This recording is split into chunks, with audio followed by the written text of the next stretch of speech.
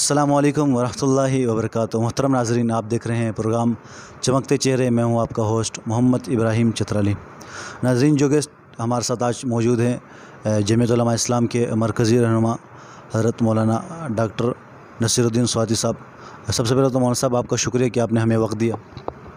جی آپ کا بھی بہت بہت شکریہ کہ آپ تشریف لائے اور اپنے گناہوں مصروفیات میں سے وقت نکال کر آپ تشریف لائے۔ آپ کا بھی بہت بہت شکریہ۔ مولانا صاحب، ہم آج کچھ سیاسی سوال آپ سے کریں گے، کچھ آپ کی شخصیت کے متعلق۔ سب سے پہلے تو ہمارے ناظرین کو یہ بتا رہے کہ جمعیت علماء اسلام میں تو آپ بچپن سے ہی ہیں، کہ جس طرح آپ جمعیت علماء اسلام میں 1972 میں آپ پشاور کے ضلع پشاور کے جنرل سیکرٹری رہے، پھر ہزارہ ڈویژن کے بھی آپ جنرل سیکرٹری رہے، اس کے بعد آپ کراچی تشریف لائے، پھر یہاں جمعیت علماء اسلام کے ساتھ کام کرتے رہے۔ آج 2020 ہے، کیا وجہ ہے کہ آپ زمانہ طالب علمی سے لے کے اب تک جمعیت علماء اسلام میں ہیں؟ بسم اللہ الرحمن الرحیم۔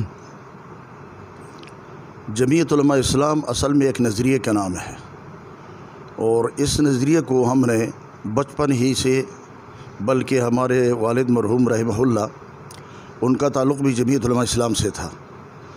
تو پھر اس کے بعد ہم جو اساتذہ ہمارے رہے الحمدللہ، ان کا بھی جماعتی نظریہ تھا، اور یہی جماعتی نظریے کو ہم نے اپنایا، اور الحمدللہ اس وقت بھی ہم اسی نظریے پہ قائم و دائم ہیں، اور رب کریم سے دعا ہے کہ اللہ کریم اسی نظریے کے تحت ہمیں اپنے پروگرام، اپنے جماعتی پروگرام کو آگے بڑھانے کے لیے قائد محترم کی قیادت میں اللہ کریم وہ دن ہمیں دکھائے کہ اس مملکت میں قرآن و سنت کا انقلاب آئے۔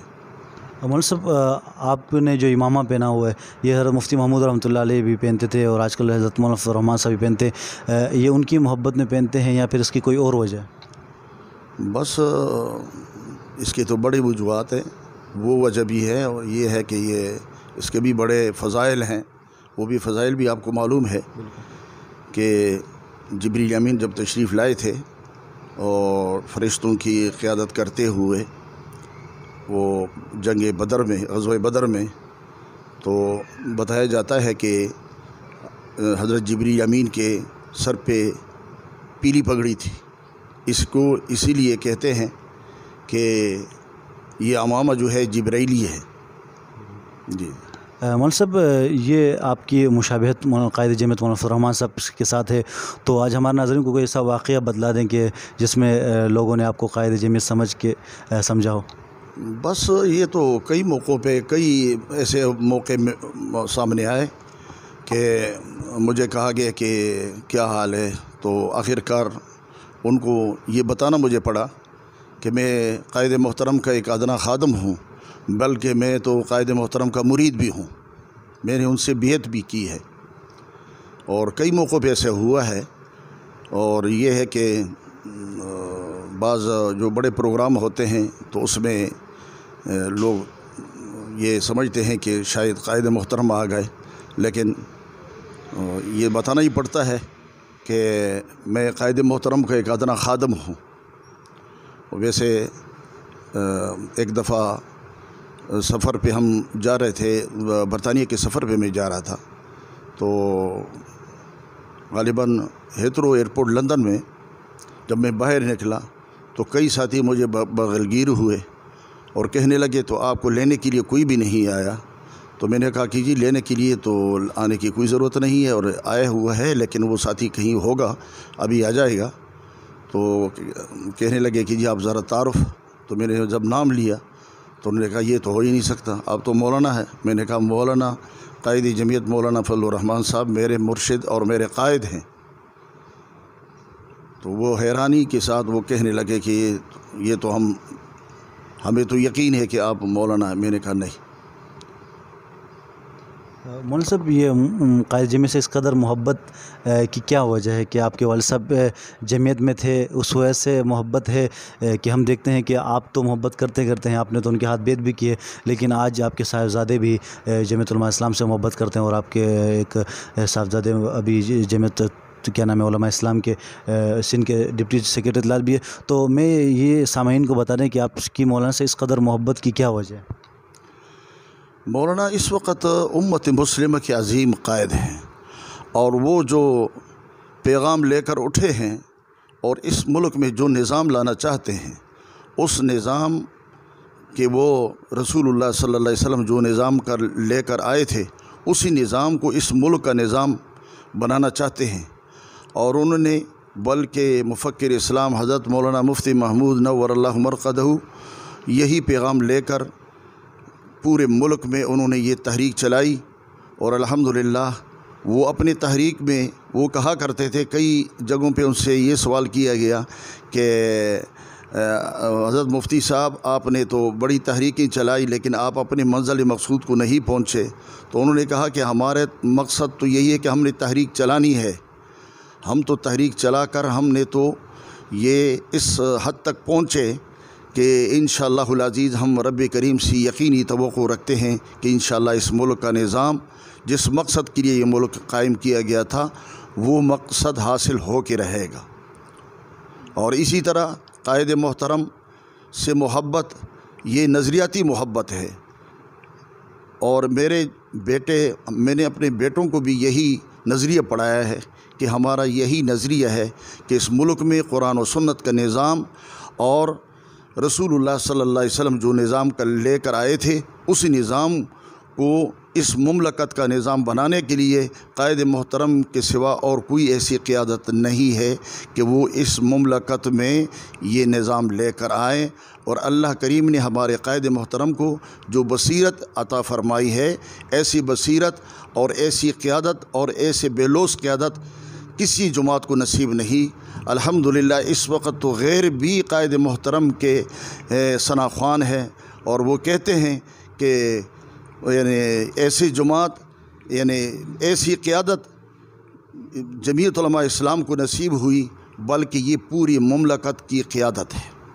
اور کئی لوگ دوسری جماعتوں کے لوگ کہہ رہے ہیں، بلکہ کل پشاور میں یعنی تاجروں سے قائد محترم نے خطاب فرمایا، تو پھر اس کے بعد وہ تاجروں کے جو بڑے لیڈر تھے وہ انہوں نے اسٹیج پہ وہیں پہ نعرے لگانے شروع کیے کہ مولانا قدم بڑھائے، ہم آپ کے ساتھ ہیں، کیونکہ مولانا کی ایسی باتیں ہیں، مولانا ایسی پالیسی ہے کہ وہ اپنے پالیسی پہ کھڑے ہیں۔ جیسے کہ پہلے دن سے 2018 کے الیکشن سے پہلے کہا تھا کہ یہ جو آنے کے لیے جو اس وقت اقتدار میں لانے کے لیے جو سازش ہو رہی ہے، یہ یہودیوں کی سازش ہے اور یہودیوں کے ایجنٹ ہیں۔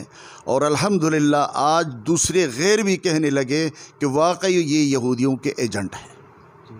مولانا صاحب، آپ نے لیاری میں سردار نبیل گبول کے مقابلے میں الیکشن میں قومی اسمبلی کی سیٹ پہ کھڑے ہوئے، تو آپ کیا سمجھتے ہیں اس الیکشن میں آپ کے کتنی کامیابی آپ نے حاصل کی؟ اس میں تو تقریباً میں تو سمجھتا ہوں کہ تقریباً 95% میں کامیاب ہو گیا تھا، بلکہ 95% سے بھی اوپر تھا۔ اس میں صرف یہ کہ 2 پولنگ اسٹیشنوں پہ خواتین کے پولنگ اسٹیشنوں پہ انہوں نے دھاندلی کی تھی، لیکن پھر بھی وہ دھاندلی میں ناکام رہے، کیونکہ اس پولنگ اسٹیشن پہ ایک پولنگ اسٹیشن پہ میں گیا تھا، اس میں وہاں کے چاکی واڑہ کے حضرت مولانا ضیاء الاسلام صاحب ہیں دامت برکاتہم، اللہ رب العزت ان کو صحت میں رکھے، انہوں نے اس پورے پولنگ اسٹیشن کی نگرانی فرمائی اور انہوں نے اطلاع کی۔ جب میں اس پولنگ اسٹیشن پہ گیا اور وہ پولنگ اسٹیشن ہم نے بند کروایا، اور پھر وہ جو خواتین جو عملہ تھا وہ عملہ مجھ سے کہنے لگا کہ آپ ایسا کریں کہ آئندہ یعنی اس کے بعد کوئی دھاندلی نہیں ہوگی۔ تو میں نے کہا اس سے پہلے جو دھاندلی ہوئی اس کے ذمہ دار کون؟ انہوں نے کہا کہ جی اس کے تو ہم کچھ بھی نہیں کہہ سکتے، لیکن اس کے بعد کوئی دھاندلی نہیں ہوگی۔ بہرحال اس دھاندلی کی وجہ سے وہ سیٹ ہمارے ہاتھوں سے گئی، ورنہ وہ ہم جیت جاتے۔ مولانا صاحب، اس وقت جمعیت علماء اسلام ایک سوشل میڈیا میں ایک منظم سیٹ اپ کے تحت کام کر رہی ہے، جس میں سمیع سواتی بھائی اس کو انہیں لیڈ کر رہے ہیں، تو کیا کہیں گے آپ سوشل میڈیا کے متعلق؟ سوشل میڈیا الحمدللہ ہمارے جمعیت علماء اسلام کے حوالے سے سوشل میڈیا اس وقت ایک ایسی قوت ہے کہ تمام سیاسی پارٹیاں پریشان ہیں کہ ایک ایسی مضبوط اور مؤثر ایک سیاسی قوت اس سوشل میڈیا انہوں نے اپنائی ہے، اور الحمدللہ ہمارے پاس تو اور کچھ ہے نہیں ہے، کیونکہ میڈیا تو ہمارے ساتھ نہیں دے رہی، میڈیا تو ہے ہی وہ یہودیوں کے اور دوسرے لادینی قوتوں کی انہی کی ترجمانی کر رہی ہے۔